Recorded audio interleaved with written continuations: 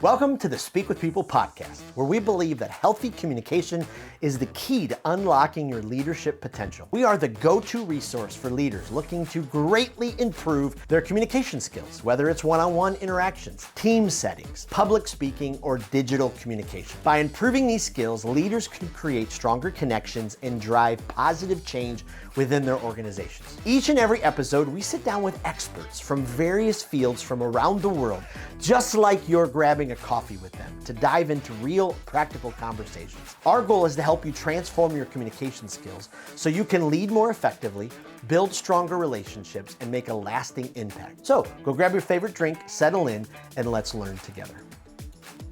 Well, how do you sell with confidence without sounding manipulative? How do you lead sales conversations to feel authentic without actually then losing revenue? Well, that's what we're diving into today on the Speak with People podcast. I'm your host, Jason Raitz. You ever been stuck between pressure and authenticity in your communication? Today's episode for you. I've been looking forward to this for a while. I've been following our guest on LinkedIn for some time and just appreciate all he does to train leaders. We're joined by Joe Crisara, co-founder of Service MVP, America's service sales coach. Joe's trained over 50,000 service professionals in the art of ethical, trust-driven communication that transform businesses. Wow. So if you're in sales, leadership, you just want to build deeper trust, this episode's going to challenge you to how you speak and sell. Joe, what an honor. Welcome to the Speak with People podcast.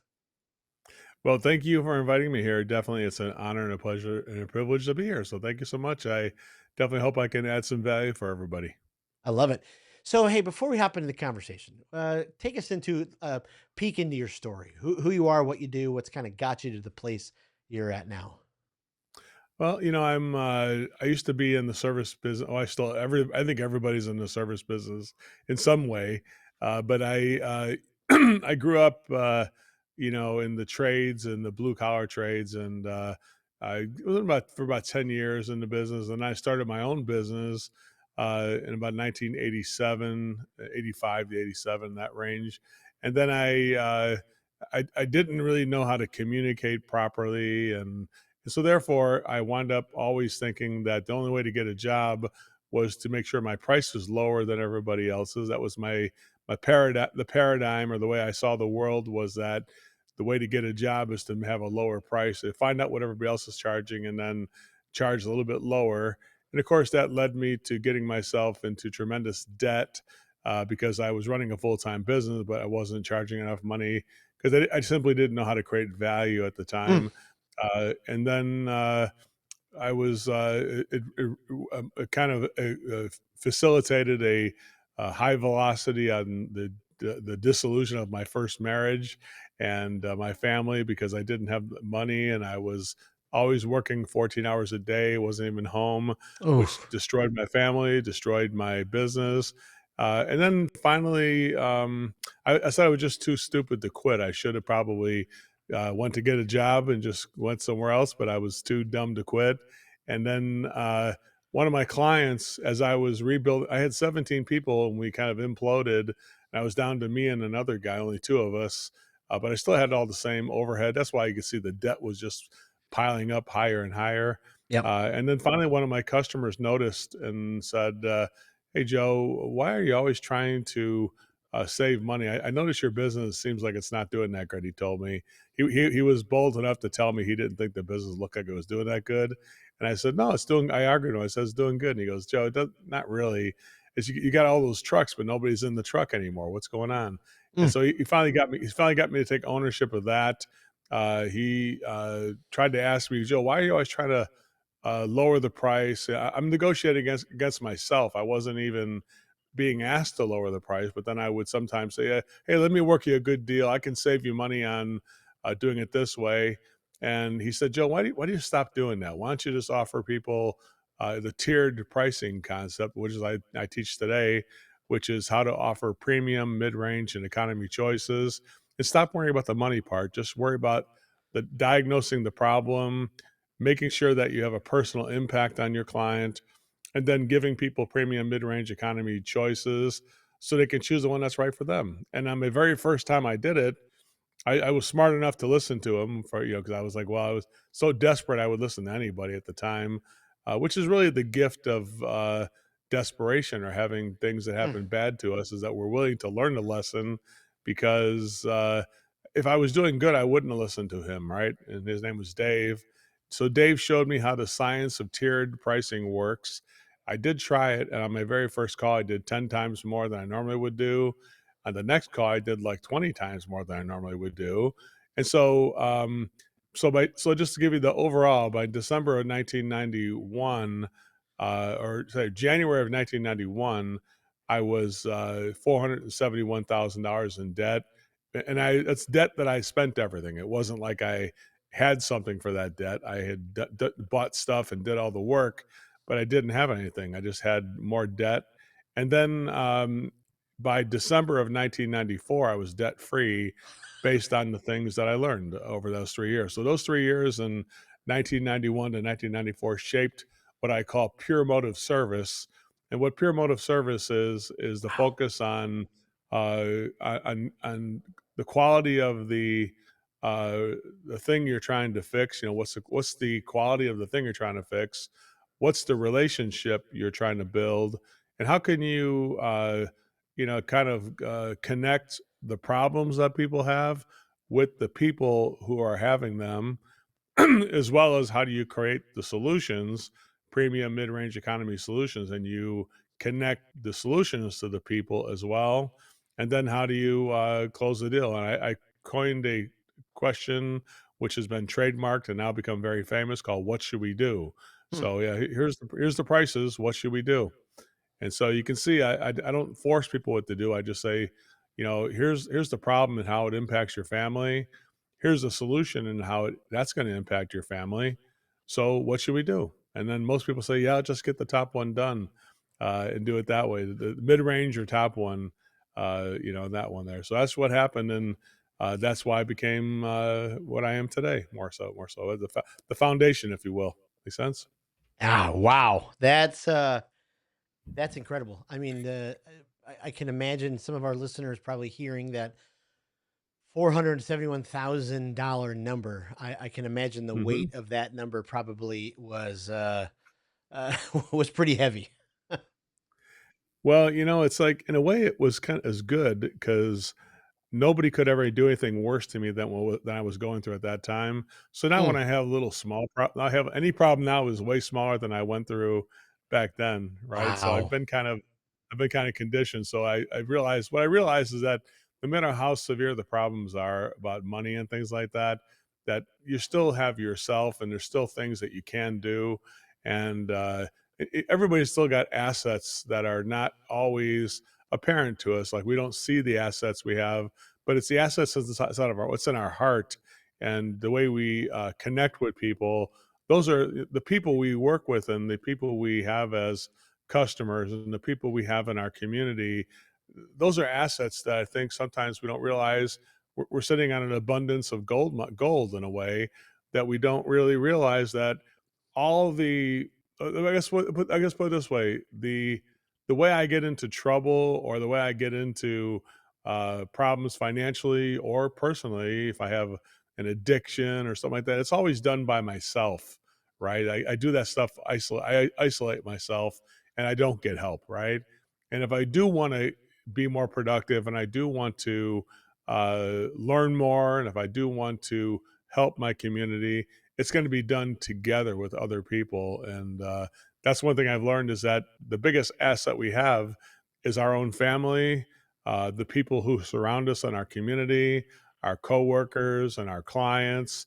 And there's power inside of that intangible power of the relationship we have with those people is what brings us opportunity. I think we forget about that sometimes, that the power is in the people so I love the name of this podcast. It's a great name of the podcast. The power is in the people. It's not in the Right. material possessions and things like that. Make sense, sir? Ah, I love that. Boy, I love that. You've talked a lot about kind of creating magic moments with clients. What does that Mhm. kind of look like? Play that out for us. Give us, kind of some background into that. Well, I guess it starts with number one, caring enough to make sure that we or want to connect, intentionally wanting to connect with people. Like if I were to talk to you and I'd say, so who do I have the pleasure of speaking with? And what would you say to that question? I'd say Jason Raitz. Hey, Jason, it's a pleasure to meet you. My name is Joe. I'm with Service MVP. First of all, can I just say thank you for inviting me to your podcast and thank you for giving me this opportunity. It's so nice that you would do that. And I want to say how much I appreciate that. Thank you so much. So, in a way, that kind of gives us a halo effect that you can kind of see that I'm a person that, number one, wants to go, hey, may I call you Jason? Is it okay if I call you Jason? Yes, yeah, yeah. I love that. So now I have permission to use your name. So I'm kind of opening up that relationship already. You kind of learn about me just a little bit in that little introduction, which is number one, I'm going to put you first because you're Jason and it's your podcast. I'm a guest here. I'm not trying to take over your podcast. I'm just trying to be a good guest, and I want to make sure we're on a first name basis. And from this point on, I promise I will call you Jason. Is it okay if I do that? Yeah, absolutely. I think that's what we have to learn is that it starts by getting a familiarity with each other and when you hear the story I tell and you hear the fact that I call you Jason and I get permission to start there, I think that makes us comfortable with each other's name and who we are and the commonalities you and I discussed before we got on the air that we both come from. We both had some opportunities to live in the Illinois, Northern Illinois, Chicago, suburban Chicago area, and we had some common things that we shared there. And there's a lot of things that we Yep. have in common with people. And so I hear a lot of people say that, well, how do you sell to that Indian customer? How do you sell that Asian? Like the way society is today, you can talk about wanting to, you can't select the person you're going to work on or try to serve. It's going to be that you got to take what you're given. And so if it's like, what do you do how do you sell to a Indian person or an Asian person or whatever? I'm like, well, my advice would be take a tour of India and get to learn about that person, find out their name. Like you asked my name about how do I pronounce your name? Take the extra effort to get to know people and learn about them. And I think you're on the right track. And I could tell you and I, Jason, already share a lot of things in common just based on the way when you first introduced yourself. I could tell that you and I shared a lot of passions that we have in common already.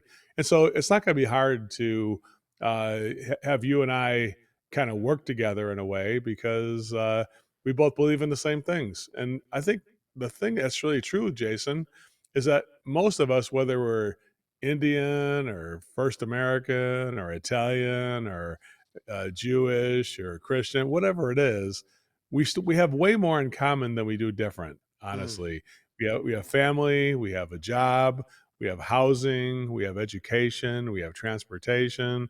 All those things are something we all share in common.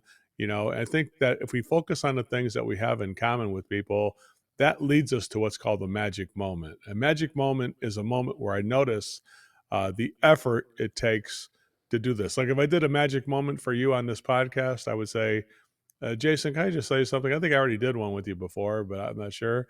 But it'd be like, Jason, can I just say something to you? Can I just say one thing? Sure, yeah. And that's creating the moment. Now I'm going to praise your effort. Jason, I want to say thank you for making the effort to put on this production of this podcast. I know it's not easy to block your time and spend it with a guest like me, but I definitely appreciate you blocking your time and giving that time to me because time is precious. And I really appreciate that. And it makes me feel good, by the way, to be featured and that you looked me up on LinkedIn and made the effort to look me up on LinkedIn. It makes me feel good that you recognize who I am and that you invited me here. It makes me just feel good and it makes me warm in my heart that I didn't know I was going to meet somebody, a new friend today. I thought I was just going to meet a person on the show here today. And I want to say thank you, Jason. The final piece of the magic moments, thank you. So create the moment, praise the effort, share how it makes you feel, share good feelings, and then gratitude at the end. That's kind of what the constructs the pieces of the magic moment. Which what I did is I took kind of the Dale Carnegie training method that I learned from when I was younger. I kind of said, how can I make this into something that everybody could consume in a very short period of time? And I would definitely give anybody credit or advice to go visit the Dale Carnegie training as well too. I'm not saying you shouldn't go for 12 weeks or 9 weeks or whatever it is. That's very good training. But I also think we can do it in a much faster fashion. And my mission is to make sure that I help people connect with other people. That's really what I'm here to do. Wow. Wow. Wow. I love that. So as you were kind of setting that up, I was starting to think through, we live in an interesting time. We have four generations in the workforce, Gen Z and millennials and Gen X and boomers, and everybody communicates, their own way. You're in a unique spot because you've done lots of training for professionals. As you train young to old, are you seeing any similarities between the generations? Are you seeing any areas where you have some concern? Are there some areas where you have hope as you look across, the different generations as you train and you're with, people from all those different angles, places of life? That's a really good question, Jason. And I think the answer is my job is not to find out what's different about each of us. Mm. My job is to find out what's similar between all of us, old, young, generational. There's different things that we all do together. The same thing, like I mentioned before, whether it's the religion, the race, the culture we live in. There's so many different cultures and things like that that it would be like I don't really believe in learning about people and try to profile it or try to mirror. Like I'm not going to try and act like somebody who's from India or some guy who's Asian. That would be offensive if I tried that. Actually, it could be offensive. So I would say more so just be authentic as to who I am, but also recognize the thing that's universal. And what's universal is when people make an effort to serve other people. Like if you're being served by somebody, wouldn't it be nice to recognize the effort people are making to serve you? If you see somebody's going through, so here's two things that are universal. Every culture, religion, race, and everything, gender, right? Everything they all go through victories and they all go through challenges. Mm. And so magic moments are based on recognizing simply, is this person going through a victory that they're talking to me about, or are they going through a challenge right now? And so if they're going through a challenge, I would recognize the effort it takes to get like somebody, let's say somebody said their mother passed away. I would say, can I just say something? What's that? I think your mother was fortunate to have a son like you who still loves her like you do. And obviously, this is painful and it's hard to make the effort to get through all that pain and still attend the funeral and still be with your family. It makes me feel good that I'm here to help you with this and be here with you during this time of sadness, time of grief. And thank you for inviting me here to meet with you today because I'm here to help you get through that. So, in a way, I'm here to serve you in that way. Right now, victories. Hey, it's so nice that you would share your home with your family to put on a wedding for your daughter. I mean, it's so nice that you would make the effort to do all that kind of a thing. It makes me feel good to be in your home here today, celebrating the marriage of your daughter and your son in law. Thank you for inviting me here. So, a little magic moment like that, it just kind of creates the halo effect, Jason, that I think is needed before we do any kind of business, right? Like Yeah. business can't, business is done, as you know, you probably have taught this many. I haven't even seen your lessons, but I'm pretty sure knowing who you are and what you do, and just the little background I heard and seen is that people are more important than things. And I think before you do any kind of business, you're really doing it wrong if you don't bother to learn about the person you're going to do business with or connect with. And business is a lot of different. There's a lot of different business. There's the business of your family is the business. Your actual work is a business. If you got other things like managing a little league team, that's a business. Your church is a business. So really, everything has a certain element of the thing we enjoy to do, but there's a financial element, which is the business element of it too. Which again, most people don't think that their family is a business. Really? Then don't go pay your mortgage or go pay your rent. That's that's a business, right? So there's the business part of everything, the financial part of it, and then there's the people part of it, and then there's things we need that are just items and things like that. But I try to make sure we focus on people first before things. People over things. I always one of the things I teach people. Make sense? Boy, I love that. I love that. Okay, so talk to the listener right now who they're soaking this in. I mean, you've already given us kind of a a master class here. This is amazing. Um, but they're going, okay, I struggle with what to say next. I'm more, I lack the confidence that I need, kind of speak to that leader who needs to be able to step into that confidence a little bit more.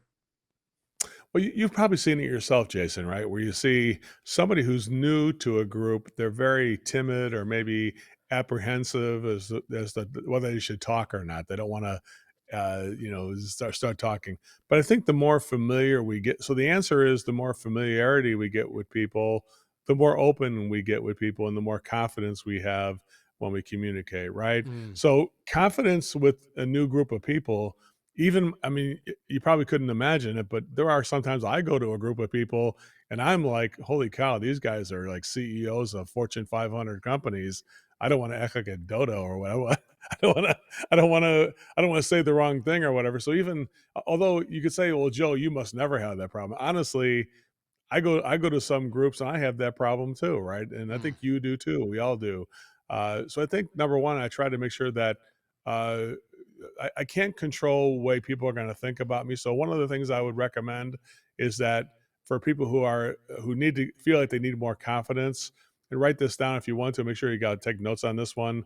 I always say you have to release your need to be accepted by other people. So here's my philosophy on that, Jason.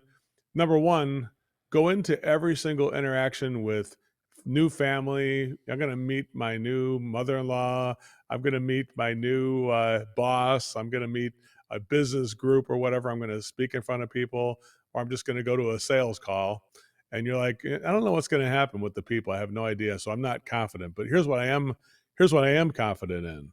I'm confident in number one, these people are going to get my friendship regardless of whether they want it or not. They're gonna feel that I am here to give them friendship, support, and respect, and they're gonna get that from me every single time I do something. That's just gonna happen no matter what. So if I can't be confident in the other people, but I can be confident in myself giving my friendship to people. Makes sense. They know I'm gonna make sure they know that they have my unconditional friendship for as long as they live, and I always say you can never lose it for as long as you live, no matter what. You don't have to do anything to get my friendship. You're going to get that for free.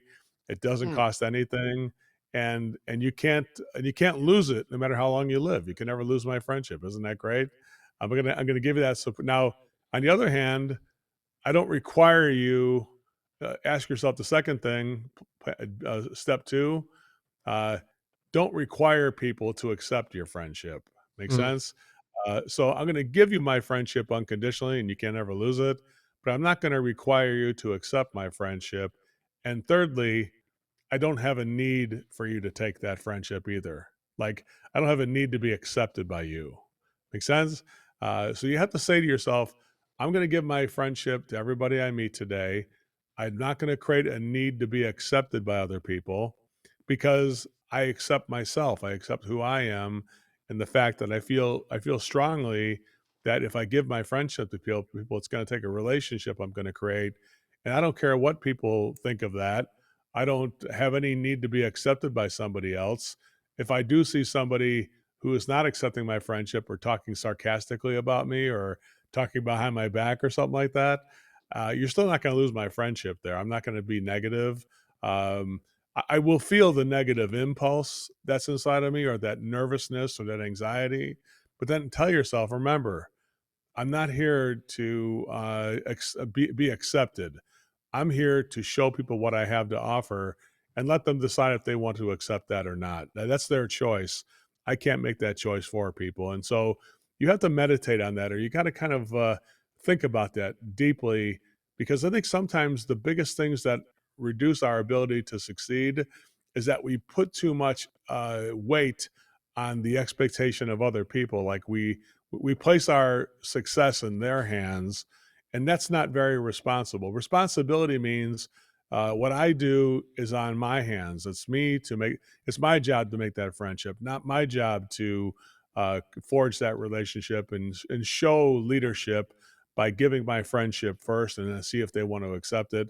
The great news, Jason, you probably found out too, is that if you do give your friendship to people first, a heck of a lot of people like that, and they do want. I think we all need a friend. You know what I'm saying? Mm. So I've never seen anybody not take my friendship. I mean, if you don't, there's probably something wrong with them. They psychologically. So I'm Right. not gonna. I wouldn't hold it. I wouldn't hold them against it. It's just something they're. There's something happened when they were a child or something like that. Who knows? But the bottom line is that it doesn't bother me if somebody doesn't accept my friendship. I do feel the negativity a little bit, but then I process it by making sure that I remember, kind of remind myself that's okay. They're just going through something else, and that's not something that's on me. That's on them. It's not on me. Does that make sense, sir? Oh, I love that. Absolutely, it does. So you hit something a few minutes ago about if they don't, they don't accept it. Hey, that is how it is. So we deal with no's a lot. Our ideas are rejected, and so is it a journey?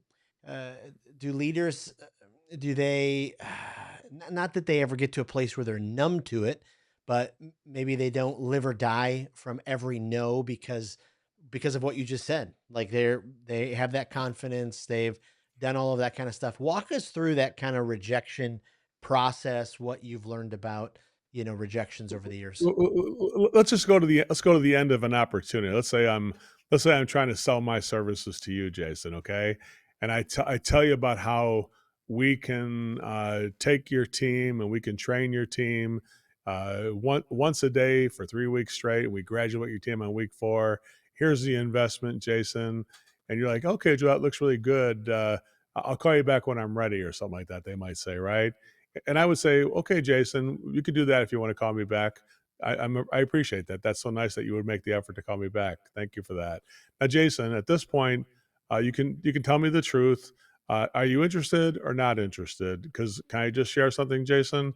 If you're not interested, you can always tell me no, and I'll still be your friend. Okay, so I actually bring that right into the closing process. Wow, I I'm like, like yeah. that. So, are you interested or not interested at this point in our services? Because if you're not interested, you can always tell me no. You always feel free to tell me no, and you're still going to have my friendship. It's okay. I'm not going to be angry if you tell me no. I won't even get concerned if you tell me no. So, are you interested or not interested at this point? And what do you think 100% of the people say to that question there, Jason? I think they probably say they're still interested. Well, good. I'm glad you're interested. I'm glad you're well, thank you for being interested. It's so nice that you have an interest. I thought you lost your interest for a second there because you wanted to email it instead of getting the job done. Now, if you're interested, there's a couple things we could do.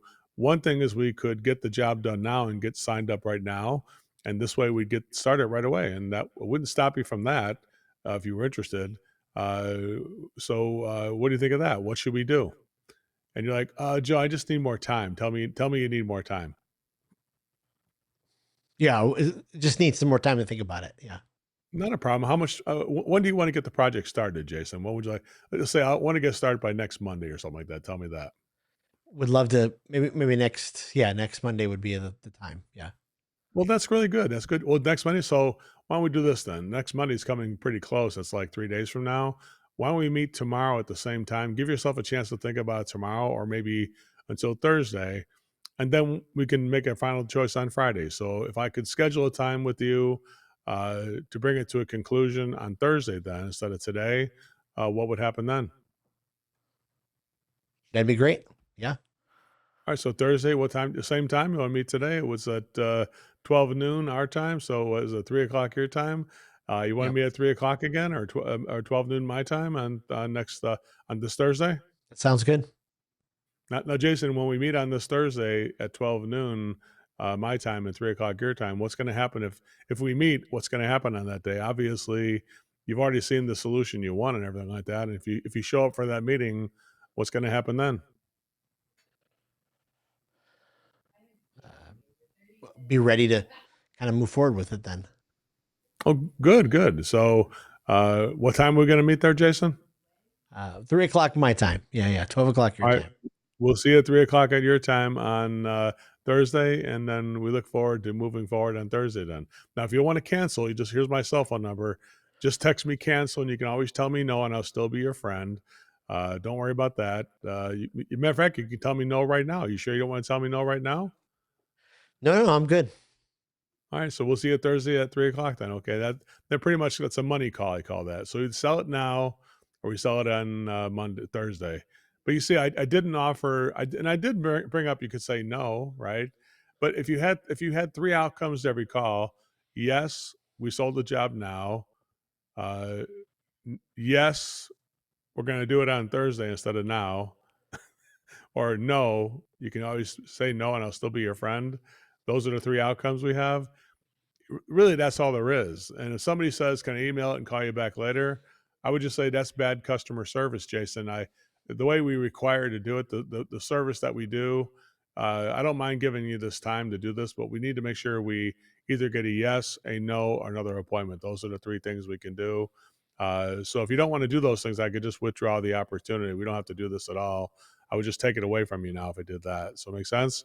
That's So good. just that way Yeah. of doing it. So if I give somebody my relationship and my friendship, and at the end of the job, when I'm trying to get the job sold or whatever, I'm going to make sure that I give them an effort to give. You can purchase now, purchase later, or just tell me no if you want to. If you don't want to do those three things, I'll just withdraw the bid. I will withdraw the opportunity and take it away. Make sense? Yeah, absolutely. Boy, that's so good. Boy, that's incredibly helpful. I had an interesting scenario or situation recently. Uh, about 70-80% of the training I do is with financial professionals. So I'm walking them through client communication skills and asking questions and listening and, all those kind of people first skills. But I'd met a lawyer and he wanted me to come do a communication workshop for his law firm. So not a large law firm, but probably, 15 or so. And that's great. I love rooms that size. Lead them through a workshop. So someone from their office called, set it up, and I could not get this person to agree or even acknowledge the quoted price, the invoice, and the day of the event. I actually, out of the blue, this was actually just a few weeks ago, ended up getting sick. I mean, 104 fever, body aches. I mean, just horrible. I Mhm. Yeah, hate yeah. missing, opportunity, especially for, a business my size. Every opportunity is, everything. And so immediately, the day I felt better, I'm emailing, here's dates, But what I thought was so interesting about the process is they would not acknowledge. So I'm going back and forth, I'm like, okay, do I, email to say, you haven't responded at all. Is the price agreeable? It was just really fascinating. So I'd love maybe your advice there, maybe with the misstep I went to, or something I could have done differently. But Well, at the end of it, obviously, if we didn't schedule another opportunity, so the biggest difference between I say amateur and professional, and actually, it was an attorney. Remember, I talked about my first marriage dissolved or whatever, how that worked there. I actually learned it during that first divorce. That's my only divorce, not my first one. My only divorce. I remarried successfully the second time, but actually learned it from an attorney. I saw how attorneys operate. It's ironic that you brought it. It's an attorney because that's what taught me this lesson. What I realized when I went to court for my divorce is that the attorney from the other side was always scheduling the court date for a time when it was bad for me. And I'm like, why are we always having court when I'm supposed to have a meeting with people at my normal meeting time? They're always scheduling for 9 o'clock on Tuesdays. Why? And it's like, well, that's what they're scheduling. I said, can we reschedule it? And he goes, no, we can't reschedule it. We already got it booked. It's already scheduled. I said, I have to call the judge. I have to call the recorder. I have to call like three people to reschedule it. And so I'm like, oh shit, that's what I need to start doing. And so I started doing a thing where I said, listen, if we're serious about it, let's just schedule the next opportunity. Now, if we do schedule, or let's say I forgot to do that. Obviously, what I'm doing is saying get a yes, no, another appointment. A professional schedules the next thing every time. That's number mm, one. Now, if I didn't do that, that's on me. And I really can't expect to do business if I'm not professional enough to schedule the next opportunity that I'm supposed to go on. So if I did call to cancel or be sick or something like that, I would have enough to say, hey, before I get off this call, let's schedule the next time we're going to meet. to do that. So I would say let's not just cancel or whatever, call in sick. Let's make sure we schedule the time while I'm still sick, just to pick a time when I could do that right now when I'm still on the phone with you or whatever. Let's just do that right there. Now, being said, let's say that you screwed up even then, because we're all humans, we all make mistakes. But here's what's worked for me. I just did it yesterday. I had a guy who's a pretty big account. We did talk about it. We did schedule, but he missed the meeting. He didn't call us or anything like that. And so because he missed the meeting, I texted him the next day. I said, "Hey, Steven, I assume that since you missed yesterday's meeting and didn't call me, that means that we have concluded business. You decided to not do business with me any longer. Is that if that's true, I'll go ahead and withdraw my bid from the opportunity, and I wish you all the best. And I'll still don't worry, you still have my friendship. But if you're trying to tell me no, you don't have to worry about it. I got the message, so I'll just go ahead and withdraw the opportunity and file this away." And then, of course, and I have another trick is on the final. If I don't get it on the first time like that, then I have another secret hack I'm going to share everybody here, and it's actually our current president, Donald Trump. There's a meme that says Donald Trump, call it the fired Trump fired meme, where Donald Trump in a meme, not a meme, but a GIF, where he goes, you're fired," just goes over and over again, "You're fired," and the words come out of his mouth. And so I send that GIF. I send the Trump GIF saying you're fired, and I said, "Is this what you're trying to tell me?" With the Trump GIF, and every single time people so send it to him and say, "Hey, I've been trying to reach you," and then send the Trump GIF where you're fired. I'll send it to you. You text me and I'll send it to you, okay? And it's like it works every time. People like they laugh at it and they go, "No, I'm not trying to fire you," type of thing. So bottom line is take it away from people if you're not getting somebody to respond to you. The thing I just did before, which is, hey, you can always tell me no and I'll still be your friend. You want to tell me no? No, of course not. I want to get the job done. Well, of Yeah. course. Well, then it's interesting by doing it that way. People see the illusion is that you have the freedom to choose yes or no, but most salespeople forget to put the no in there. They forget to tell people that you can go forward if you want to today if you'd like to. So what should we do? Well, I need to wait on it. Well, you can always tell me no if you want to. You want to just tell me no and forget about it? No, don't do that. I want to get it done, just not right now. Okay, how about Thursday then? When do you want to get the job done? Let's get it done by Thursday. Let's book it down then. Let's make the appointment to get it done, and then you can call me to cancel before we come back. Make sense? So don't call me to say you want to get it done. Call me to cancel because we already have an appointment set. Make sense, sir? Wow. Wow. Boy, that's so good. That's so good. Hey, The as the tr we the Trump meme works every time. I'm telling you right now, it's a great one. The I gift of l Donald Trump right I there. love it. I love it. Um, as we kind of turn the corner, start wrapping the conversation, just wondering for you, all these years of communicating, leading, running a business, how important, or could you just, speak into our audience from the importance or the motivation of looking for ways to improve your communication and doing the hard work to improve it? Like, how has your leadership changed over the years when you've invested in your communication skills and did the work to improve, those areas that needed it?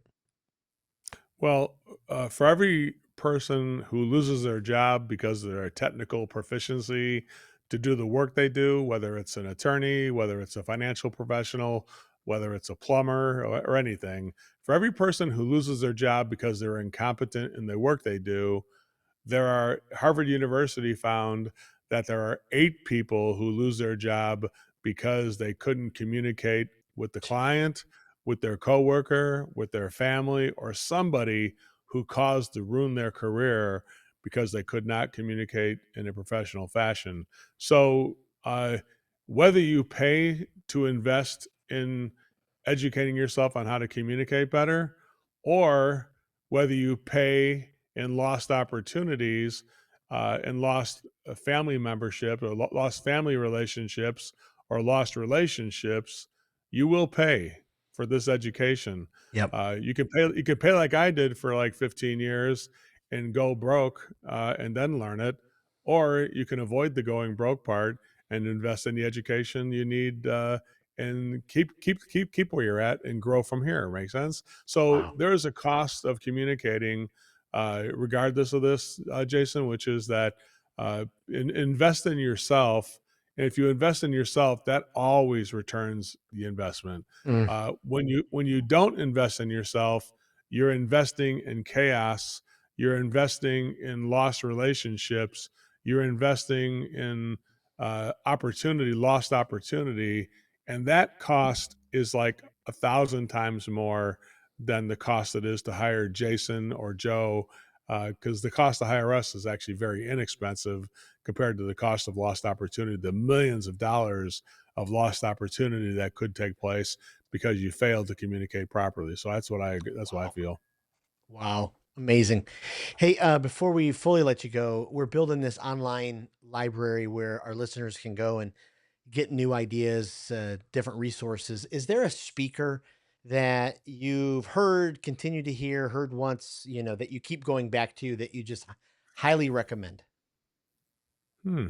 That's a good one. Well, there's a lot of different people. I know in the service business, there's Tommy Mello, who's a good friend of mine from A1 Garage Door. He's a gigantic entrepreneur who scaled the garage door industry. He's a great one. He has a book called yeah, several of the book, The Home Service Millionaire. He also has another one called Elevate, which is how to take any business and elevate the business. That's a good one there too. But one of my best mentors, I'm not sure it was this. I'm not sure if he can get an audience, but Jack Canfield is also a good friend of mine and one of the people who wrote the Success Principles and the Chicken Soup for the Soul books. But if you ever have a chance to speak with him, he's an amazing speaker. But he's also just a really great person who exemplifies everything that we teach about the magic moments and the giving people choices and putting. He's just a great person who's a good mentor for me. So those are the people I have. But there's tons of. I mean, I go back through like best practice history. Stephen Covey, Michael Gerber. I mean, it's Yep. like Dale Carnegie. I mean, it's like I just think that you can never really get too much of it. Robert Cialdini is another one that wrote the book Influence, with these laws of persuasion. Yep. Another good one there. So that's another great one there too. So I mean, those are the people that I watch like that. You I know. love it. If you're a podcast listener, not everyone is, but if you do, is there a guilty pleasure one that you love, or is there a development one that you keep coming back to that you highly recommend? Um, there is some. I mean, I usually, honestly, I don't. I'm more of a sports fan. I do. I go back and listen to my the Chicago sports radio when I listen Yes. to the Bears and the news on the Bears and the Cubs or things like that. So that's my normal one thing I listen to. But I do have a few things. One of them is called to the Point podcast with Chris Yano, Yano, from Rhino Strategic. That's a really good one. It's called To the Point. That's one of my favorite podcasts that I watch and listen to. And also the Tommy Mello Home Service Millionaire is another great one. He's very motivational and very to the point about business, you know? I love it. I love it. Well, where's the best place we can point our listeners to find out more about you, connect with your resources, all of that kind of stuff? Well, I mean, if you want to go to servicemvp.com, you could go there. And we do have right there. If you just scroll down on that page, once you hit servicemvp.com, you'll see you can get a free copy of our audio book. That's 9 hours and 20 minutes on the audio book we have on Huh. What Should We Do? Is the name of the book's called What Should We Do? We've already sold 78,000 plus on Amazon already. It's the bestseller in the home Huh. service industry. So we're doing really good with that. But we also give away free copies of it if you come to the website. So if you want to go to book.servicemvp.com, book.servicemvp.com, you'll get a free copy of the audiobook to come into Service MVP to experience some of the training you get and also get the 9 hour and 20-minute audiobook for free. We don't even charge for that. We just want to make sure you get the information and then we take it from there. If you want to invest more after that, that's up to you. Make sense? Wow. Wow. Amazing. Amazing. Well, we will put all of that in our Facebook group, our LinkedIn group, our email. Joe, this has been phenomenal. Thank you. I mean, pages of notes I took. I know our listeners are going to love this. Thank you for pouring into us and just so appreciate your generosity.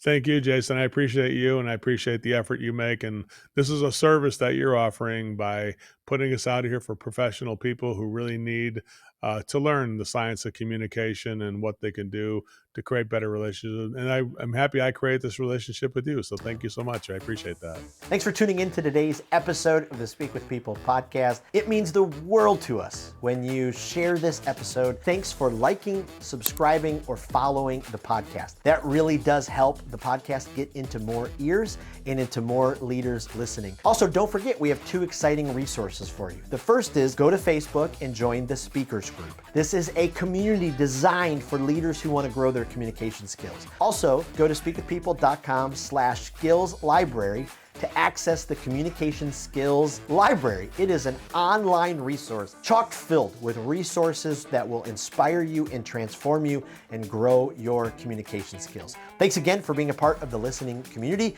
We cannot wait for the next episode.